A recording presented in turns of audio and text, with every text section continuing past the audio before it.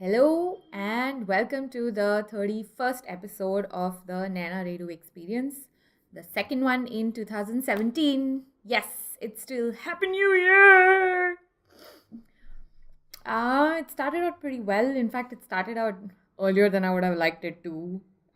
It's just, the within the first week, on the third, yeah, oh God, the number of emails and the number of phone calls, it's been crazy. I was like, one more week, can I please just stay in bed?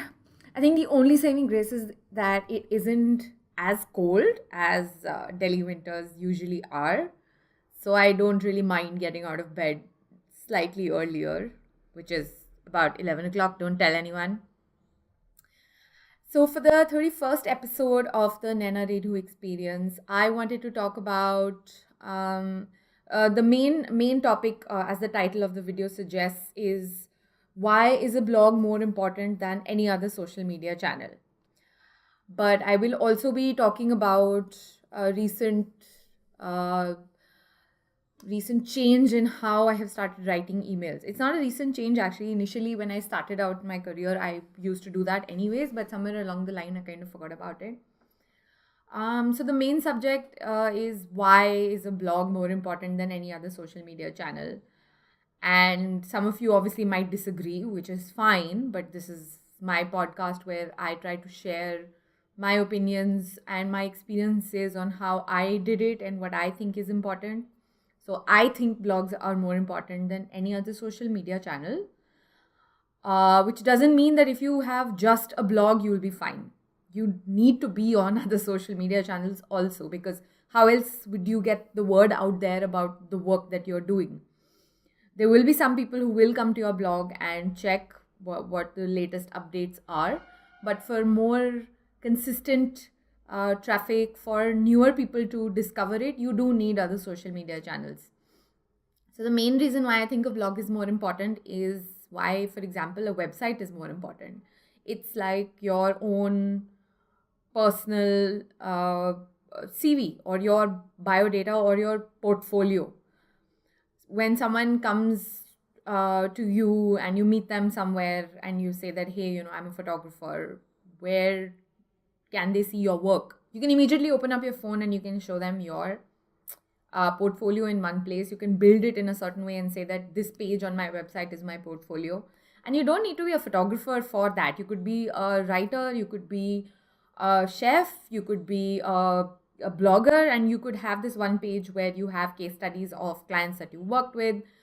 For example, a chef might have these tables he's curated for restaurants or for private exclusive dinners, and he could have one page where he has photos of those dinners and recipes of or the menus from those dinners that he has curated, or the name of the client, for example. So there's this one stop shop or one address where someone can go to and figure out what it is that you do. So that is the key reason. The other reason is, of course, that usually your own website or your blog won't suddenly disappear. In the sense that, for example, Twitter recently closed its Vine video service, the Vine short clips that used to have Vine, in case you're not aware. So that was a social media platform where a lot of people were creators on Vine and they were influencers on Vine, for example, and they had been there for years and they had millions of followers. But because Twitter decided that it was no longer a profit center for them, or the business unit was not making money for them, or maybe it required more resources. I don't know what the actual reason was why they shut it down, but they shut it down. If you were an influencer on Vine and if you didn't have your own website where you were also posting your short Vine clips and the comedy or whatever you were doing with Vine, what are you going to do now? I mean, sure, one of the ways to do it is that now Vine has told you, okay, we're shutting it down, and they've given you this window of 1 month where you can download everything you've ever created on Vine, and then you start posting it on your blog. But it's not the same. If you've created 10,000 videos on Vine, for example, you can't repost them as fresh content because your audience has already seen it on Vine. So while you might create a new repository on your blog and say that, okay, all that content can be found on the blog here, but now you'll have to start from scratch on your blog and build that audience all over again. And it is important to bring your audience back to your blog from whether it is Twitter or it is Instagram or Facebook or Vine or Snapchat or any platform that you're on. You need to bring your audience to come to your blog because that's the main uh, repository of whatever you have done till date. Now, I have been blogging since 2004. A lot of my initial blogging was done on Blogspot, blogger.com, which used to be a free platform. I think it still is. And I mean, on the blog right now on Naina.co, I haven't imported all that content, but it still exists. It still exists on blogspot.com, and I could port it over. It's just that it doesn't really make sense to copy paste everything from there and bring it to this blog because it's not relevant to the brand that I have created now. But I had a blog then, and I had a branding blog after that, which was hosted on my own domain. It was hosted on aside.in, aside.in, and all that content from that blog is currently on naina.co because I think it is relevant. I was in the branding industry, and now also I am in another aspect of the same branding industry as a photographer and a blogger. And I have case studies on how I worked with brands and I help them, name their brands or create logos for their brands, for example. So that is relevant, and I have all that content. So I have content on my blog since 2006, even though the naina.co domain only existed or started existing in, I think, 2009, 2010 is when I bought and booked that domain and actually started hosting naina.co. Now, if I have some Vine videos, like really few, and they're not really relevant to what I do now, so I'm not going to be importing any of that. But my social media channels like Twitter and Instagram and Facebook act as broadcasting mediums. So I publish something on the blog. For example, a blog post has 20 photos that I have created in collaboration with a brand, or I have traveled somewhere and I have shot these images which are part of that blog story now. And then each image is posted separately on Twitter, on Instagram, and on Facebook. Now, Instagram doesn't allow you to really click on a URL, for example, if you post it in a caption. So Instagram doesn't really drive that much traffic to my blog, but Twitter and Facebook do. So I post those images and I bring traffic eventually to the blog.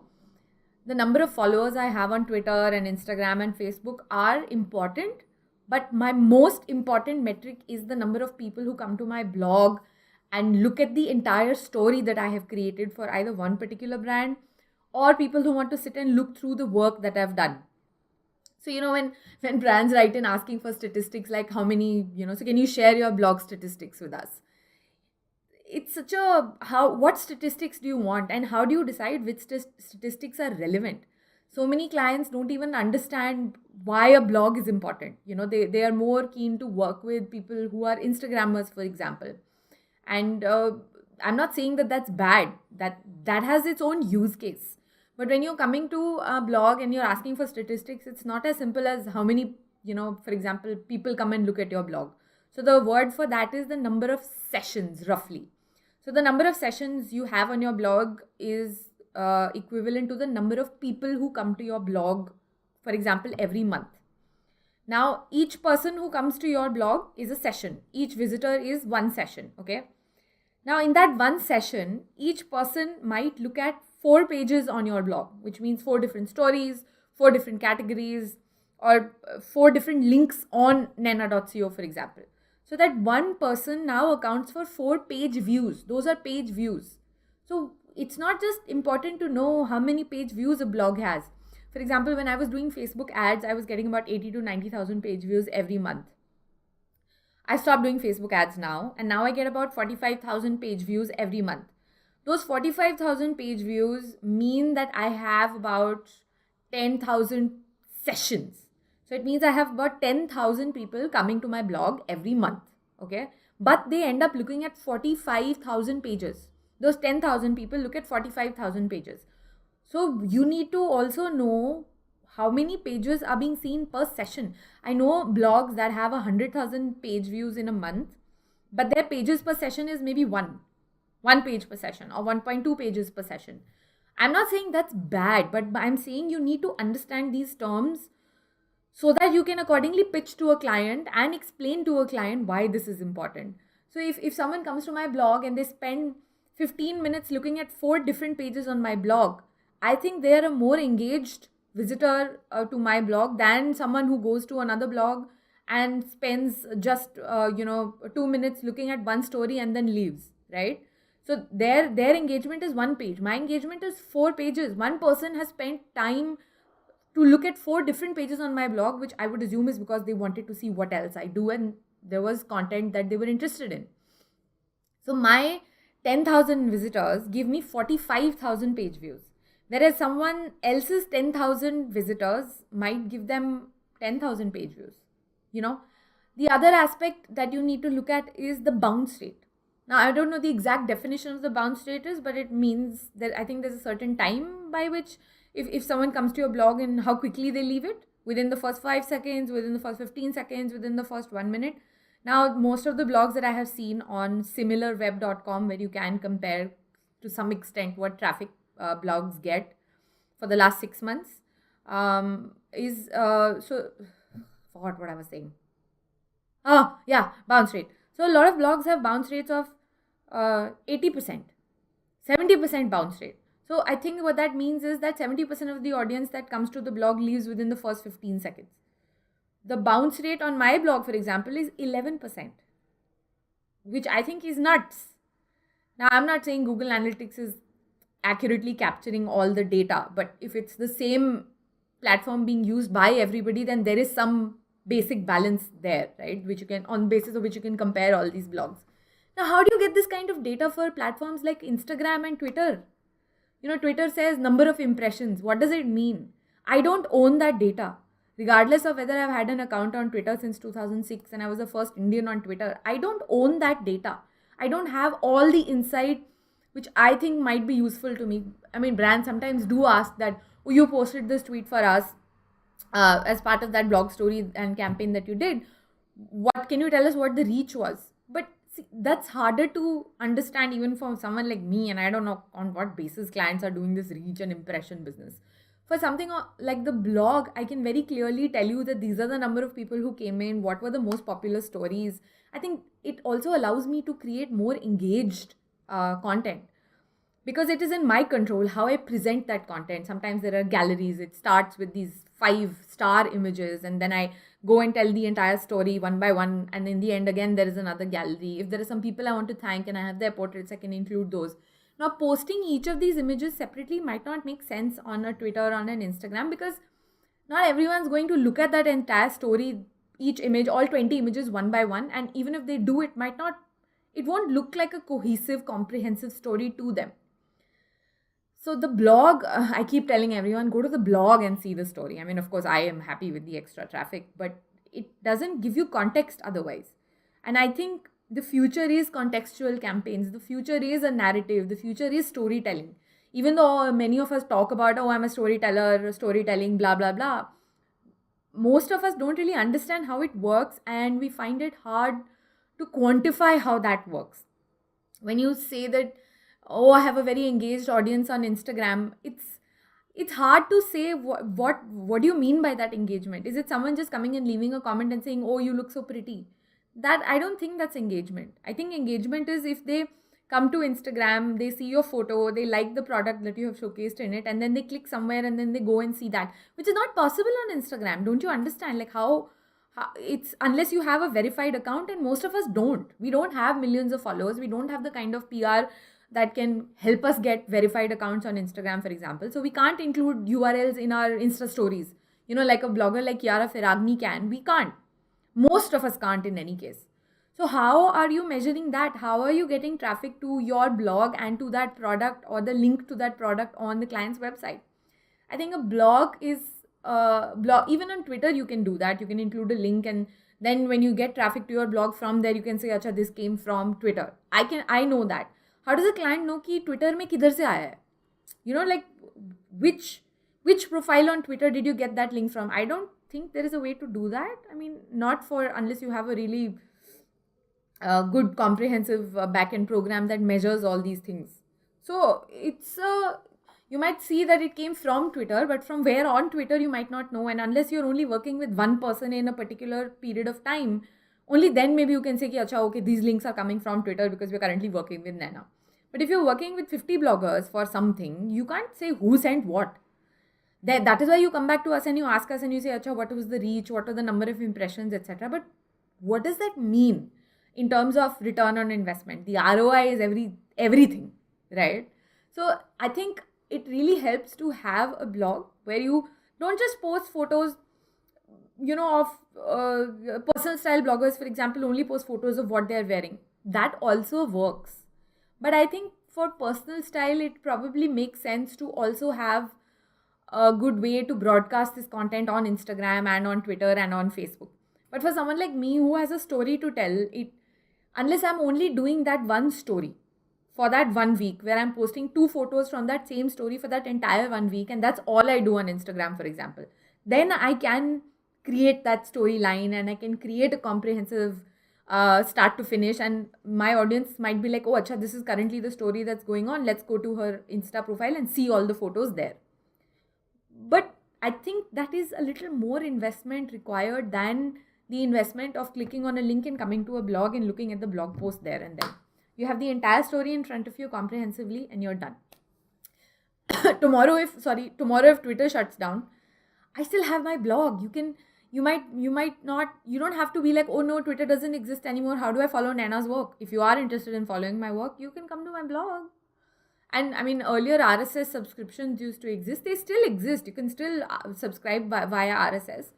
But you can just generally keep coming to the blog and checking on it every week or every 2 days or every month to see, okay, what has she done in the last 1 month and what is the interesting stuff that you would like to see. You might enjoy a particular category of work that I post, like Eyes for Street Style, for example, and you only want to see that. So I have a domain for that. I post on eyesforstreetstyle.com. It redirects to a category on my blog, but that's the category that you enjoy. So that's the category you can check out. You don't need to even look at the rest of the blog, for example. So you need to invest on your own domain, on your own website. It is your identity. This is one of the best ways to become a brand. You need that. Tomorrow, for example, if you have set up a store, where do you think you'll put that store? You have a blog, right? Write it there. Anyways, you're creating all this content instead of leaving it on like Instagram, and tomorrow Instagram shuts down. What are you going to do? You have all these images that you're creating anyway. You might as well just put it on your blog and do that also, na? The extra effort is already being put there in creating all that content. You just want to put it on another platform. And again, Facebook shuts down, Instagram shuts down, Twitter shuts down. They're all business units. They need to make business decisions, and if they realize that they're not making profits anymore and they don't want to, bleed money, they might just decide to shut them down. But no one can shut down your blog. I mean, of course, worst case scenario, if the internet just goes away, that is a different scenario altogether, in which case we all have much bigger problems. But the blog won't really go anywhere. I mean, even if a platform like WordPress shuts down, which I don't think it ever will because it is open source, something or the other will stay. Even then, you can port that data to some other platform or the other, and you have your own domain. So, that's what I meant, and I have been harping on this forever and saying that it's important to have your own blog, your own platform where you can publish all this content that you have. And in any case, brands will be happier to learn that even though they've only hired you for Instagram, you are also posting it on your blog. Win-win for everyone. So that was the main topic that I wanted to talk about in the 31st episode. The other thing I wanted to talk about was that 3-4 days ago, I saw Tom Peters posted on Twitter talking about how emails should be masterpieces, how each one of our emails should be a masterpiece. And my first thought in my head was like, who's got the time? Yeah, masterpiece, I mean, what? Because the number of emails I get, for example, and people are always asking for, can you share your rate card? Can you share your proposal? Blah, blah, blah. And the context is so little. They don't want to tell you what brand it is. They don't want to tell you what campaign it is. They're like, अरे phone launch हो रहा है, इसके लिए हमें 3 tweet चाहिए, 3 Facebook posts and 3 Instagram updates. And I'm like, what does that even mean? I don't want to do this bullshit. And what is the brand? What is the product? What is the campaign? How does it tie in with my brand? Will it make sense for my audience? You have to tell me now what product it is. So generally when I get emails like this, more than wanting to respond with an email that is a masterpiece, I just want to tell them to sort off. But it is a business, and all requests for proposals must be responded to, hopefully not with abuses. So I thought about it, and then just today I got an email from this gentleman I'd met about 2 weeks ago. And the essence of the email is that he is offering to help me promote my brand.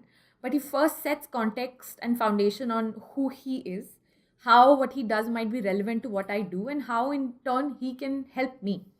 And I was just fascinated by how he has written the email. This is someone who's offering to do something for me with no expectations. And he has written to me with details of who he is, what he does, and that email is a masterpiece. He said context, he's where we had met, and then a personal anecdote of how he met someone who also knows me and the conversation they had, and a small brief on who he is, what he has done, a link to an interview he has given someone, which also gives more context to me on who he is, etc. And in the end, he's offering to help. And I thought to myself that, there are so many people on the planet. We can't possibly invest time in meeting each and every one of them, no matter how badly we want to. So the mode of communication that I use most these days is email. So I have now decided that while I might not be able to meet everyone in person and convey my sense of passion and enthusiasm and energy, I can try and do that on email. Now, I'm not saying someone who sends you a spammy press release and you need to write to them why they need to unsubscribe you. But if it is someone who's, personalize the email and try to explain why your point of view might be more valid to the brand than what they have approached you with.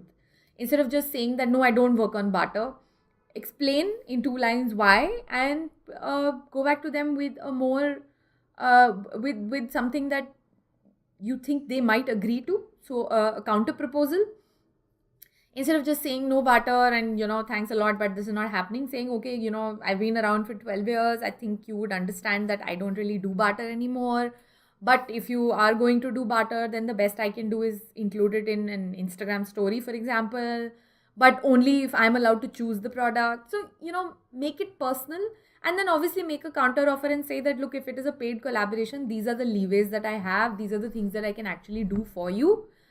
And I think personalize each email, make it personal, make that person feel that you are responding to them and that you're not doing a generic response that you do to everyone else, which is what it is, right? When you meet someone in person, you want to engage with them, you want to make eye contact, you want to make them feel like you're talking to them. Otherwise, it's not a conversation. Otherwise, it's just small talk, which anyways I hate. So I am now going to try and do that on email, try to engage with people personally, if possible, because I don't know who they are. So it's hard to make it personal, but to the best of my ability. I'm not saying it's a resolution for 2017, but I am going to take it as a sign. First, Tom Peters tweeted it, and then this gentleman sent me this amazing email. And I will take it as a sign and I will use it like that. And I think we should try to do that, especially when I'm not keen on talking to people on the phone. I don't like receiving phone calls unless there is a precedent or a project that we're already discussing, and then you schedule a call time and we talk, then it's different. But otherwise, yes, being detailed on email. And also, yeah, I'm not saying that you need to explain yourself in the sense why you charge so much money, for example, but explain in the sense that a 2-line reasoning on why you think that this is not the best idea and what the counter idea is, and be a little more engaged. I don't know if I'll be able to make each email a masterpiece, but I'm going to try, and at some point I will get back to you and let you know how that went. So thank you for listening to the 31st episode of the Naina Experience. And as always, please, if there are questions that you have, please leave comments either on the YouTube video or on the blog post or Twitter or Instagram or Facebook. I'm everywhere. Thanks for listening. Bye.